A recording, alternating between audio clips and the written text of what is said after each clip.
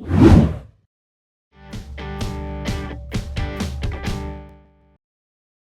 nombres décimaux, bon tu connais les nombres décimaux, hein, tu les écris depuis le CP et même un petit peu avant. Regarde bien comment ça fonctionne. Tu as besoin de 10 chiffres, les chiffres de 0 à 9, ça tu les connais bien. Avec ces 10 chiffres, tu vas faire des nombres entiers ou bien des nombres décimaux. Regarde celui-là, 326,89. 326 c'est la partie entière, c'est ce qui est à gauche de la virgule. 89 c'est la partie décimale, c'est ce qui est à droite de la virgule. Fais bien attention à faire la différence entre les deux. Pour écrire, ou bien pour lire les nombres, parce que tu as besoin de savoir le faire quand même, tu t'en rends bien compte. Ce nombre-là, par exemple, pour l'écrire dans ce tableau que tu connais déjà, qu'on peut compléter hein, avec les milliards ou bien une partie décimale, encore plus loin naturellement. Tu écris d'abord le 7, c'est le chiffre des unités. Tu le mets là. Ça, c'est fondamental. Une fois que tu as écrit le 7, c'est bon, tu peux tout recopier à gauche et à droite. Et après, on va lire ce nombre. 3 millions, 42 000, 87 unités et 56 millièmes. Troisième chiffre après la virgule, ça je sais que tu as un peu du mal. Les dixièmes, les centièmes, les millièmes. Donc c'est 56 millièmes ici. 8500, pas de souci, tu sais lire ça. Je sais que tu as le droit, si tu veux, de rajouter un zéro, qu'on appelle un zéro inutile.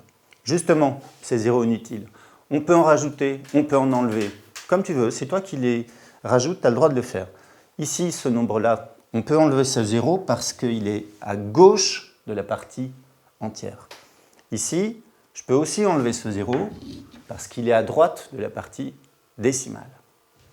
Et là, j'en ai à gauche de la partie entière et à droite de la partie décimale. Je peux tous les enlever si je veux. J'aurais pu en rajouter aussi naturellement. Là, je ne peux pas. Il n'est pas à gauche ou à droite de la partie entière ou décimale. Il est coincé entre les deux. Ces deux nombres sont différents.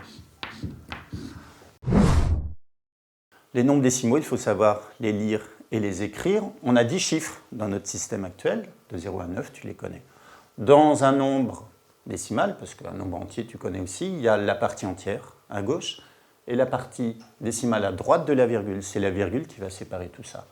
Ce tableau, tu le connais, je ne vais pas te le représenter trop longuement. Unités, milliers et millions.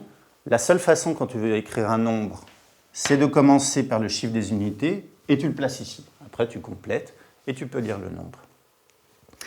Il y a une propriété sur les zéros inutiles, tu la connais. On peut enlever les zéros à gauche de la partie entière, comme ici, ou à droite de la partie décimale, comme ici. Là, j'en ai enlevé à gauche et à droite.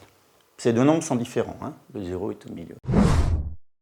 Bon, les nombres décimaux, tu les utilises sans arrêt dans toutes les matières, hein, en SVT, si tu veux écrire, je ne sais pas, le nombre d'arbres dans un champ, ça ce sera un nombre entier. Pour l'argent, je ne sais pas, si tu veux écrire 5,95 €, il faut savoir écrire ce nombre naturellement. Les grands nombres, pour la population mondiale, ou bien des tout petits, pour la taille d'un microbe, tu dois savoir les écrire, les lire, et puis les reconnaître naturellement. Voilà pour les nombres décimaux.